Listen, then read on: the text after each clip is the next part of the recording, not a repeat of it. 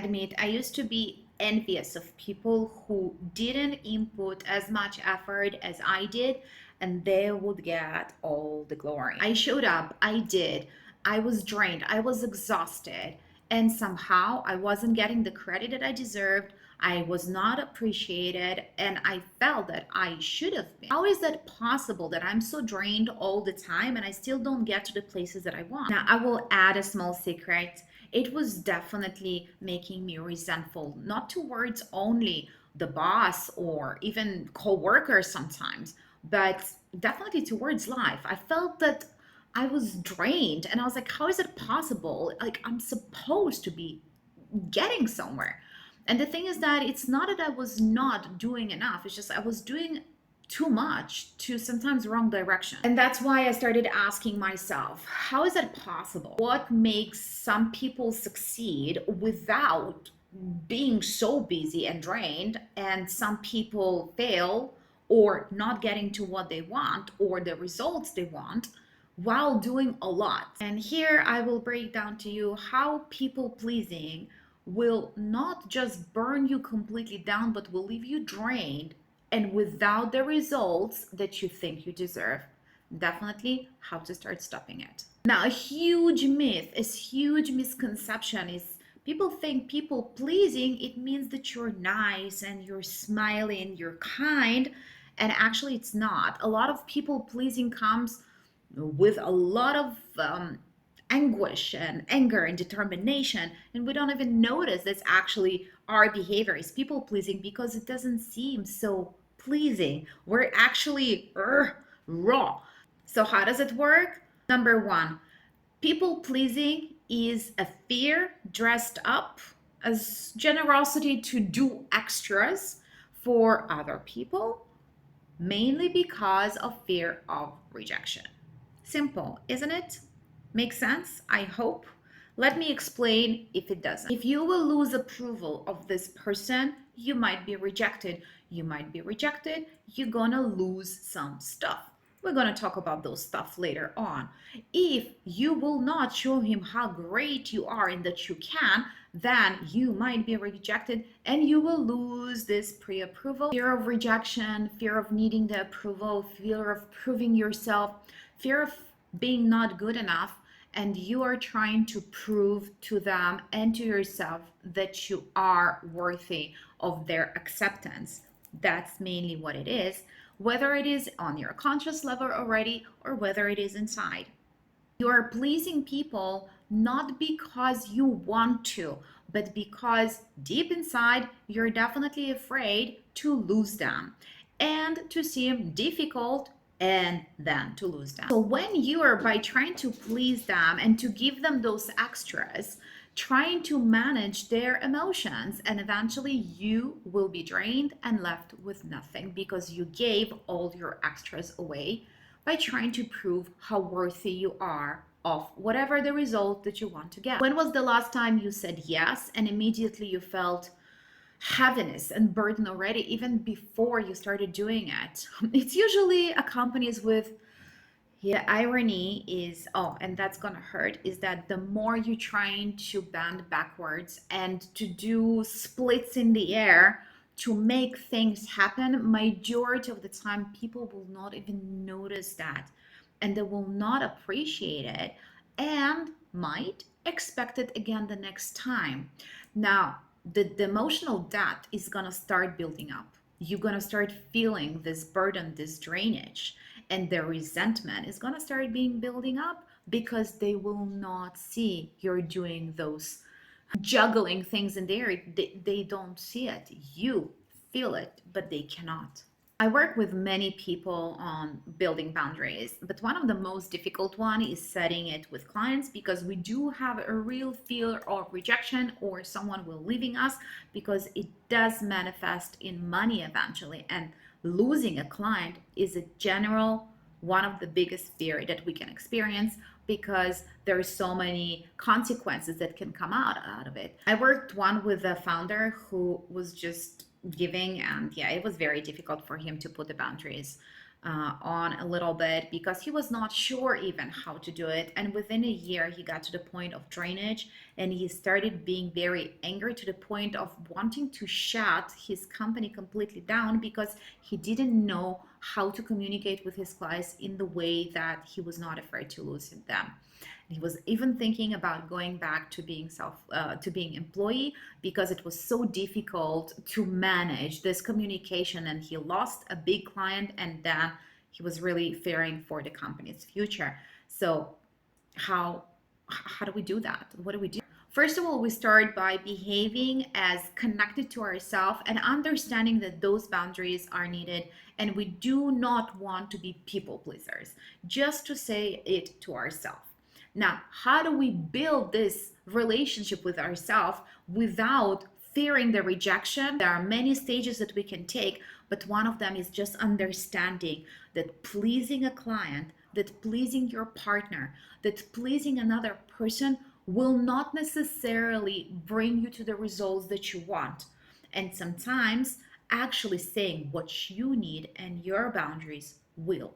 The only thing that you need to do is to understand how, and definitely to work on your fear of rejection on different conscious, subconscious, and crypto conscious levels in order to eliminate that fear so it will not manage your life, your partnership, your relationships, definitely not your business. And you will be able to communicate in efficient, professional, kind, and empathetic ways without crushing and draining your soul. So next time you feel this resentment that starts building up there, just remember that there is always time to stop and to pause and to analyze the situation and to cut it at the root of the problem, and to understand that people pleasing will not bring the connection that you're seeking, but the other way around. It will create disconnect and resentment that eventually will bring you to complete break and sometimes disassembly of whatever relationship or partnership you're in. One more thing that is a trick, and it's a trap,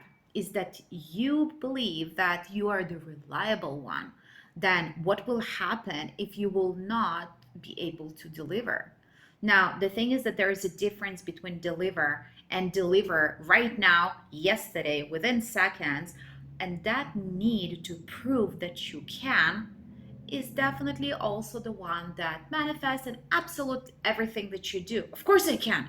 Who told you that I can't? I will prove it to you and to me, and I will make things happen. I will juggle and I bend backwards, and I can do it. Now, what will happen if you're gonna continue doing it forever and ever and ever and ever and ever for everyone all the time? Exactly. Another problem and another trap is that, of course, it didn't happen yesterday, but we do have created a system. Your nervous system is recognizing that when you work hard, when you sacrifice from yourself, then it means love. Unfortunately, if it doesn't being reciprocated, or other people don't see it or don't notice it, then it's being wasted. And to set the tone or the boundaries to what extent I give is quite important in any relationship. You probably already understand that. And no, I'm not saying you shouldn't give in relationships. I definitely believe that this is one of the best ways to create good partnership is when you give without expectations of receiving something back. But it means that you do know when and to what extent you give. You cannot please and manage their emotional systems, just yours. Really, think about it. What if saying no, it doesn't mean that you're selfish. It just means that you're actually saying truth of what you're feeling inside. And if it makes you selfish a little bit, then maybe the relationship was not fair in the first place. So, how do we break the cycle without sounding cold or lashing out? Definitely not to pushing people away or rejecting them before they will reject us, because that's a trap as well. Here are 3 things that you can do. And yes, it will be difficult in the beginning, but if you will practice that, this is something that you can do without a coach or a therapist, by yourself, just by allowing it to happen. So the first thing is, before you say the yes, and yes, of course I can, pause for a second.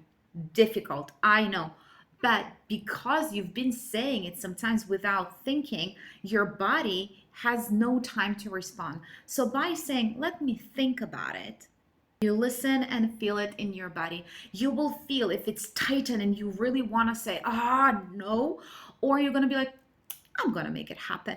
And that's your cue, whether it is a people pleasing or actually your own general. Yeah. Trade the apology. You don't have to apologize for not being able to execute something. If you had done the analysis of your time, your energy, your availability, and you decide that you cannot within those limits, then you don't have to apologize for that.